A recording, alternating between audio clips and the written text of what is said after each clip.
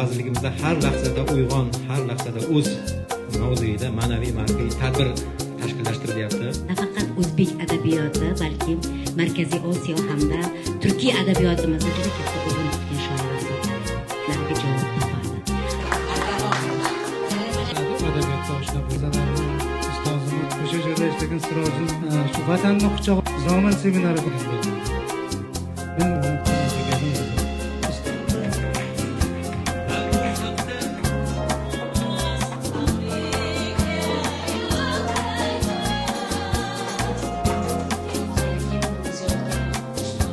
Halima opa shunaqa orista, shunaqa dilbar, judayam chiroyli, ham siyrati ham surati go'zal ayol edilar-da.